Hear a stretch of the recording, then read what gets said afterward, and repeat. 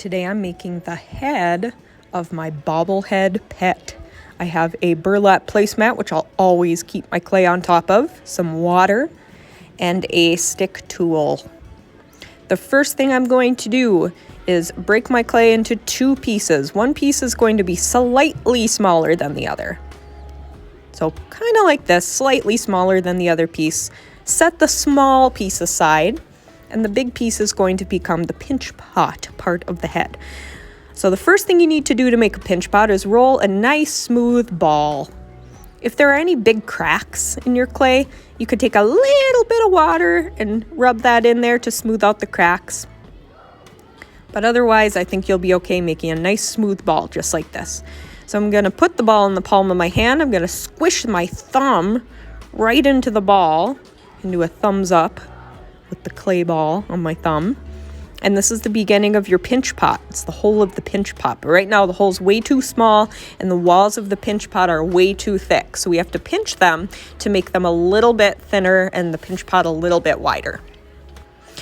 Now, one mistake some people make when they make a pinch pot is that they only pinch like the top part of the pinch pot like this. And they don't get all the way down into the hole. And that's not going to make a good pinch pot or a good bobblehead head. So if you do that, just roll it back into a ball and try again. Now here's how to make a good pinch pot.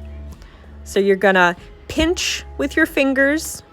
Your thumb will be inside, all the way inside, and you're pinching like this. And you want it to be about as thick as like a cookie or a pancake, the walls of the pinch pot, because if they're super duper thin, they're gonna crack. So just kind of check the thickness while you're pinching around. Your thumb is going all the way in there. Your other hand is rotating the pinch pot so you get an even thickness all the way around. And this is a really good pinch pot right here. Now I'm going to show you one more mistake people make. Sometimes you just get so carried away making your pinch pot that all of a sudden it turns into this like wide, flimsy bowl. And we don't want that. So without crumpling it up and trying again, you can tear the sides of your flimsy bowl, overlap them, and then squish and smooth them together. And you can do the same thing on the other side. Or if that's too hard, just squish it back into a ball and try again. That's the nice thing about clay.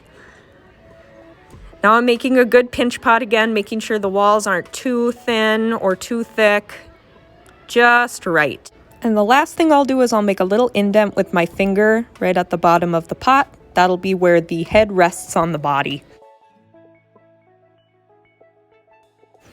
Now with my extra clay that I pulled off before, I'm going to make some facial features. I'm making the eyes first by rolling some little balls and flattening them out. So these are the eyes. You have to make sure your bobblehead has all these facial features. Now, when I put the eyes on, I can't just stick them on like this. They're gonna feel like they stick, but they're not gonna stick as the clay dries. You have to do something very important called score and slip. So first I'm scoring. I'm scratching the surface where I want to put the eyes. I'm taking a little water on my hand, called slip, rubbing it on there, and then I can stick down the eyes. So score, slip, stick. Just remember that.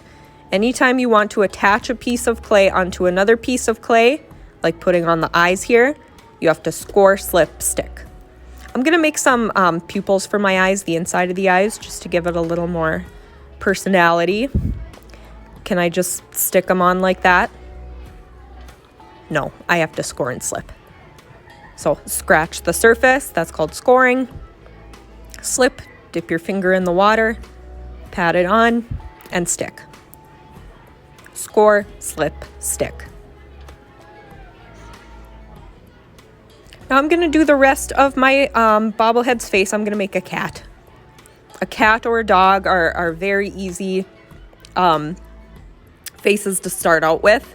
If you want to make a different animal, this animal will need to have eyes, a nose, a mouth, and ears of some sort, because I want you to learn how to put all of these things on.